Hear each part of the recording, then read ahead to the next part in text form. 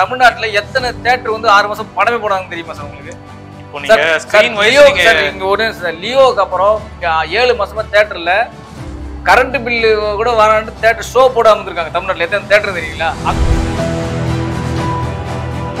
எந்த படமும் சரியா போகல. தியேட்டர் ரிலீஸ் பண்ண எந்த படமும் ஓடல. ஒரு ஷோ, அதாவது கரண்ட் பில் கட்டுறதுக்கு கூட ஆள் இல்லைன்னு தியேட்டர்ல ஷோ போடாம இருக்காங்க சார். இதெல்லாம் நான் பல தியேட்டர் உங்கள்கிட்ட பேசியிருக்கேன் சார். இவங்க சொல்ற ஒரே காரணம் தான், நான் ஷோவே போடல தம்பின்னு. படத்தை தயாரிப்பாளருக்கு ஓடிடியில் காசு வருது.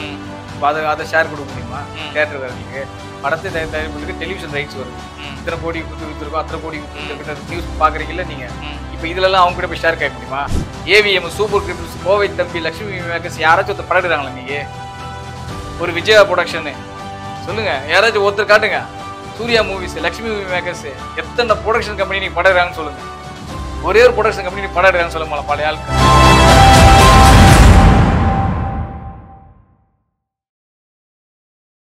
சினிமா வந்து அது வந்து ஒரு பிஸ்னஸ். நீங்கள் வந்து பிஸ்னஸாக நீங்கள் பார்க்கும்போது வந்து ப்ராஃபிட் வந்து அதிகமாக வருது, நான் எக்ஸ்பெக்ட் பண்ணதை விட டபுளாக ட்ரிபிளாக வருதுன்னு போது யாரும் வேணான்லாம் சொல்ல போகிறது கிடையாது. கரெக்டுங்களா? ஸோ அப்படி இருக்கும்போது அதில் வந்து ரிஸ்க்கும் இருக்குது. இப்போ இதெல்லாம் ஃபேஸ் பண்ணி தான் அவங்க பிஸ்னஸ் பண்ணுறாங்க. ஓகேங்களா? இப்போ ஒரு 2 மடங்கு லாபம் வருது அப்படின்ற இடத்துல 2 மடங்குக்கு கீழே நஷ்டமும் ஆகுறதுன்றதும் இருக்கு. இது ஒரே விஷயம் தான் சார். வியாபாரம்ன்றது லாபமும் வரும் நஷ்டமும் வரும் சார்.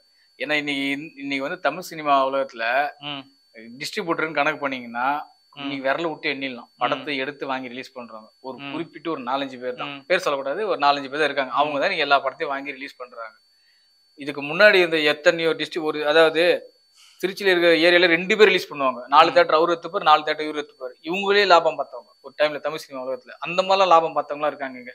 ஏன் ஒரே தியேட்டர்ல படத்தை போட்டு லாபம் பார்த்தவங்களாம் இருக்காங்க. டிஸ்ட்ரிபியூட்டர் ஒரு தியேட்டருக்கு அந்த ஒரு தியேட்டருக்கு அவரு தான் டிஸ்ட்ரிபியூட்டர். அவரே அந்த படத்தை வாங்கி போடுவார். நான் அந்த விலை கொடுத்து வாங்கிறேன். அப்படிலாம் இருந்தது காலகட்டம். ஆனா இன்னைக்கு வந்து மாறிடுச்சு, டோட்டலா சேஞ்ச் ஆயிடுச்சு. சினிமா பாக்குற ஆடியன்ஸ் வந்து எண்ணிக்கை வந்து கம்மி. நீங்க யார வேணாலும் கேளுங்க. டிஸ்ட்ரிபியூட்டர்ல இருந்து ஏன் ஒண்ணு வேணாங்க, தியேட்டர் ஓனர்ஸை கேளுங்க. தியேட்டர் ஓனர்ஸை போயிட்டு கேளுங்க. சினிமா பாக்குற ஆடியோ ஒரே சிம்பிளா ஒரே விஷயம் சொல்றேங்க. காசி தியேட்டர் உங்களுக்கு தெரியும் நினைக்கிறேன் சென்னையில. இது ஒரே விஷயம் முடிச்சிடுறேன். நான் நீங்க சொல்றது எனக்கு புரியுது. பட் ஒரே ஒரு ஸ்டார்ட் தான். நீங்க ஏன் முன்னாடி 200 நாள் 150 நாள் ஓடின படங்கள் இப்ப ஏன் வந்து ஒரு மாசத்துலயே வந்து எடுத்துடுறாங்க? 200 நாள் 300 நாள் ஓடின படங்கள் இல்லைங்க. அன்னைக்கு வந்து சென்டர் கம்மிங்க. இப்போ 1 கோடி பேர் 100 சென்டர்ல பார்த்தா எத்தனை நாள் ஓடும்? ஒரு தோராயமா கணக்கு பண்ணீங்க.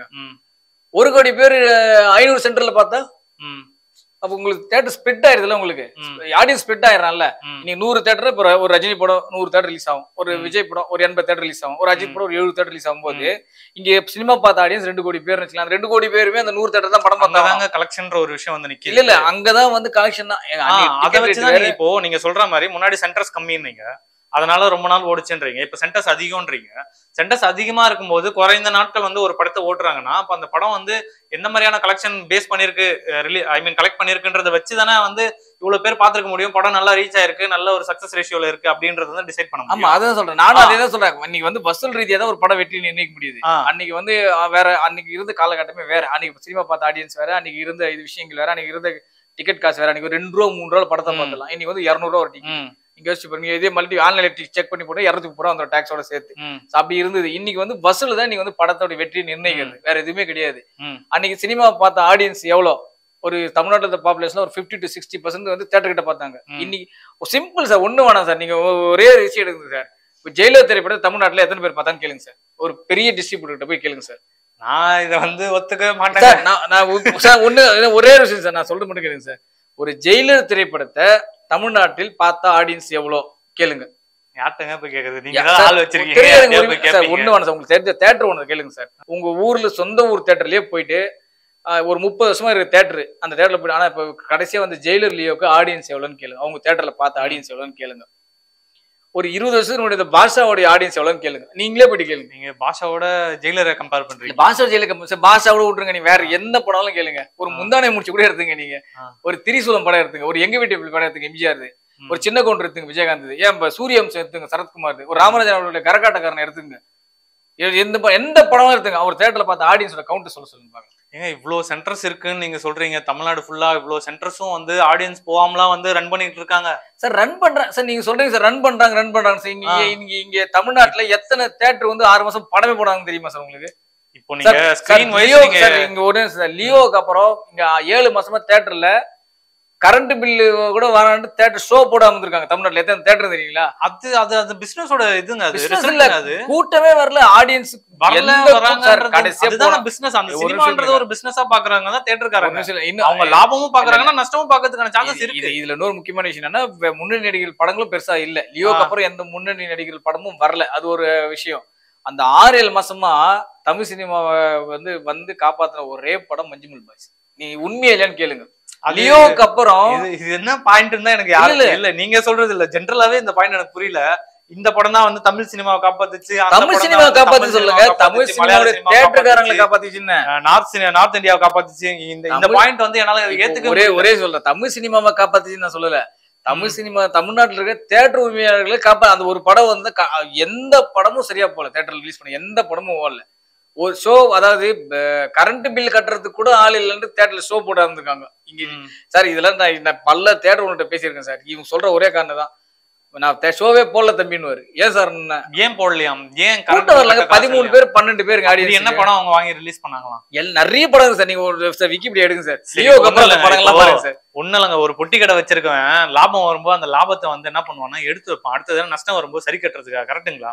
அப்போ நல்ல படங்கள் ரிலீஸ் ஆகும்போது லாபம் பார்த்தாங்கன்னா, ஒரு சுமாரான படம் வந்திருக்கு, அது ஆடியன்ஸ் மக்கள் மத்தியில வந்து வரவேற்பே இல்ல அப்படின்னும் போது அதை நம்ம தானே சரி கட்டி. நீங்க சொல்ற மாதிரி பிசினஸ் எல்லாம் பொட்டி கடைக்கு செட் ஆகும். பொட்டி கடை பொட்டி கடையில தான் ஒரு நிமிஷம் நீங்க சொல்றது புரியறதுக்காக சொல்றேன் சிம்பிளா. நீங்க சொல்றது எனக்கு புரிஞ்சு. பொட்டி கடையில 100 ரூபாய் லாபம்னா இங்க வந்து அப்படியே வந்து 10 லட்சம் அப்படின்ற லாபம் தியேட்டர் பார்க்கும்போது. நான் ஒரே விஷயம் நல்லா கேட்டுங்க. நீங்க சொல்றது எல்லாமே வந்து ஒரு 2000 முன்னாடி ஒரு வாட்டர் பாட்டில் விலை 70 ரூபா. ஒரு எத்தனை பேர் வாட்டர் பாட்டில் வாங்குறாங்க? அதுதான் கேக்குறேன். தண்ணி குடிக்காம எத்தனை பேர் வாங்குறாங்க? ஐஸ்கிரீம், தண்ணி பாட்டில் இதெல்லாம் பாதி பேர் வாங்கினா கூட முடிஞ்சு போச்சுங்க. ஒரு நிமிஷம் கேளுங்க. கிட்டத்தட்ட அங்க இருக்க எல்லாருமே ஒரு எந்த தமிழ்நாட்டுல எந்த தியேட்டர்லயாச்சும் வாட்டர் பாட்டிலும் ஸ்நாக்ஸ் வாங்கினதான் டிக்கெட்னு இருக்கா? ரூல்ஸ் இருக்கா? ரூல்ஸ் இருக்கான்லாம் இல்ல. வாங்குறாங்க. போயிட்டு 3 மணி நேரம் தண்ணி கூட குடிக்காம எத்தனை பேர் ஆள இருக்கு? தண்ணி அலௌட் இருக்கு. எத்தனை பேர்? எல்லா தண்ணி அலௌட் இருக்கு. தண்ணி அதெல்லாம் வந்து குழந்தை இருந்ததுனா தான் வந்து கிடையாது. தண்ணி அலௌட் இருக்கு. உள்ள எல்லா தியேட்டர்லயும் தண்ணி வச்சிருக்காங்க. சில தியேட்டர்ல கேன் வச்சு வைக்கறாங்க. எல்லா தியேட்டர்லயுமே தண்ணி இருக்கு. தண்ணி இல்லாத தியேட்டர்னா அந்த தியேட்டர் நீங்க கேஸ் போடலாம். தெரியல உங்களுக்கு? ஒரு கேன் வச்சு தண்ணி குடிக்கிறதுக்குன்னு வைக்கிறாங்க. அதெல்லாம் ஓகே தான். இப்ப நான் நிறைய தியேட்டர்ல இருக்குதான், இல்லன்னா நான் சொல்ல. ஆனா நீங்க அதை சொம்ப பிடிச்சி ஒரு தடவையும் வந்து உள்ள ஸ்கிரீன்ல போய் உட்காந்து குடிச்சுட்டு இருக்க முடியும்?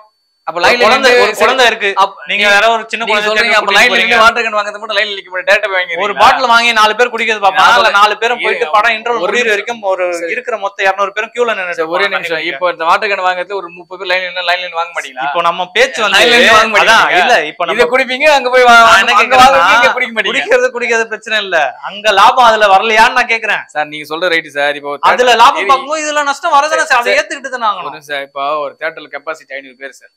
500 பேர்ல எத்தனை பேர் சார் வாட்டர் கேன் வாங்குறாங்க? நீங்க சொல்லுங்க சார். வாட்டர் கேன் வாங்குறத வந்து நான் கேக்குறது வந்து எதுக்கு? எத்தனை பேர் சார் ஸ்நாக்ஸ் வாங்குறாங்க? நான் வந்து அதெல்லாம் எதுக்கு கேக்குறது அப்படின்னா, நீங்க ஒரு 30-40% வச்சுக்கோங்க. அதெல்லாம் லாபத்துல 40% கிடையாது சார். நீங்க 10% சார். மல்டிப்ளெக்ஸ்ல மட்டும் தான் சார் குறைஞ்சது ஒரு 20% வாங்குறாங்க. நீங்க ஒரு நார்மலா ஒரு 120 ரூபாய் டிக்கெட் விக்கிற ஒரு நார்மல் ஒரு மிடில் கிளாஸ் ஃபேமிலி போறக்கூடிய தியேட்டர்ல போனீங்கன்னா கூட ஒரு பாப்கார்ன் வந்து 90 ரூபாய்.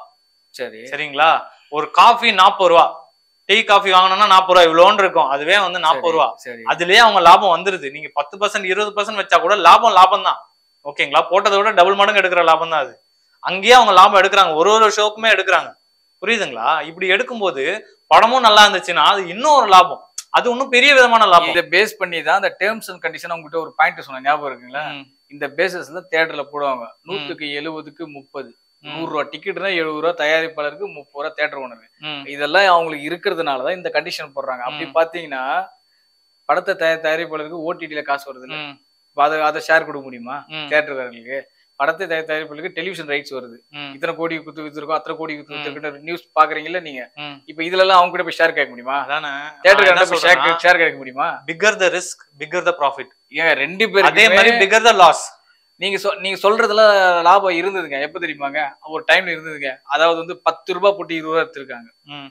அந்த டைம்ல இன்னைக்கு 10 ரூபாய் போட்டா 11 ரூபாய் தான் கிடைக்குது. உண்மை சொல்ல போறோம், இவ்வளவுதான் இன்னைக்கு லாபம். நீங்க சொல்ற லாபம் வந்து கூட்டி கழிச்சு பாத்தீங்கன்னா ஒரு 5 கோடி ரூபாய் போட்டு எடுத்தவருக்கு ஒரு 5 கோடியே 10 லட்சம் தான் வந்திருக்கும். நீங்க சொல்ற கடந்த 15 வருட தமிழ் சினிமா வரலாற்றுல எந்தனா ஒரு டிஸ்ட்ரிபியூட்டரோ தியேட்டர் ஓனரோ நான் 50 ரூபாய் போட்டு 100 ரூபாய்னு ஒரு படத்தை காட்ட சொல்லுங்க. நேரடி தமிழ் படத்தை ஒரே ஒரு படத்தை காட்ட சொல்லுங்க. இல்ல நீங்க சொன்னீங்கல்ல சார், லாபம் வரும்போது மட்டும் ஏத்துறாங்க, நஷ்டம் வரும்போது ஏத்திட்டு தானே ஆகணும்னு நீங்க கேக்குறீங்கல்ல. அதுக்கு தான் சொல்றேன். இப்போ கடந்த ஒரு 15 வருடம் தமிழ் சினிமா வரலாற்றுல இந்த ரூல்ஸ் தான் இருக்கு. இன்னி பெரிய லெவல்ல லாபம்லாம் ஒண்ணும் கிடையாது. ஏன்னா ஹீரோ வந்து இன்னைக்கு சம்பளத்த ஏத்திட்டாங்க. இன்னைக்கு 5 கோடி ரூபா 5 கோடி ரூபா சம்பளம் வாங்குன ஹீரோ வந்து இன்னைக்கு 100 கோடி ரூபாய் 150 கோடின்னு போயிட்டாங்க. நீங்க யோசிச்சு பாருங்க. லட்சக்கணக்குல வாங்குன ஹீரோலாம் இன்னைக்கு கோடிக்கணக்கு வந்துட்டாங்க. அப்படி இன்னும்போது என்ன ஆகும்னா, அங்க புரொடக்ஷன் காஸ்ட் எகுறுது. புரொடக்ஷன் காஸ்ட் எகுறும்போது என்ன ஆகும்னா, அவங்களுடைய ரைட்ஸ் அதிகப்படுத்தி விக்கிறாங்க. இப்போ 5 கோடி ரூபாய்ல படம் எடுத்தவங்க இன்னைக்கு 50 கோடி ரூபாய்க்கு போயிட்டாங்க படம் எடுக்கிறவங்க எல்லாம். அதனால தான் நீ எந்த தயாரிப்பு நிறுவனமும் நீ படம் எடுக்க வர்றதே கிடையாது. தமிழ் சினிமால யாரு இப்ப படம் எடுக்கிறாங்க சொல்லுங்க? ஏவிஎம், சூப்பர் கிரிப்ஸ், கோவை தம்பி, லட்சுமி மேக்கர்ஸ் யாராச்சும் ஒருத்தர் படம் எடுக்கிறாங்களா இன்னைக்கு? ஒரு விஜயா ப்ரொடக்ஷனு சொல்லுங்க, யாராச்சும் ஒருத்தர் காட்டுங்க. Surya movies, Lakshmi movie makers, எத்தனை ப்ரொடக்ஷன் கம்பெனி நீ படம் எடுக்கிறாங்கன்னு சொல்லுங்க. ஒரே ஒரு ப்ரொடக்ஷன் கம்பெனி நீ படம் எடுக்கிறாங்கன்னு சொல்லுங்க பழைய ஆட்கள். ஏதோ அப்பப்ப இல்லங்க கட்டுப்படி ஆகாதுங்க. நீங்க அந்த ஹீரோக்கு அவ்வளவு சம்பளம் கொடுத்து கூட்டி கழிச்சு பாப்பாங்க. ஏன்னா அவங்க வந்து சினிமாவில் ஊர்னவங்க, அதாவது பழந்தின்னு கொட்ட போட்டுன்னு சொல்லுவாங்கல்ல, அந்த மாதிரி 60-70 ஆண்டு காலமா சினிமாவில் சுதந்திரம் வர்றதுக்கு முன்னாடியே ஏவிஎம் நிறுவனம் இருந்ததுங்க. தெரியும்னு நினைக்கிறேன் உங்களுக்கு. அப்பத்துல படம் எடுத்துட்டு இருக்கோங்க. அப்படியே ஒதுட்டு இதுக்கப்புறம் நமக்கும் தமிழ் சினிமாவுக்கும் செட் ஆகாது. இன்னைக்கு இருக்கிற ட்ரெண்டுக்கு நம்மளால படம் பண்ண முடியாது. உங்களோட டைமை ஸ்பெண்ட் பண்ணி எங்களுக்காக இந்த இன்டர்வியூ கொடுத்ததுக்கு ரொம்ப ரொம்ப நன்றி. மறுபடியும் வேற ஏதாவது ஒரு சுவாரஸ்யமான நிகழ்ச்சியில நாங்கள் உங்களை சந்திக்கிறோம். Thank you so much. Thank you very much sir. Thank you.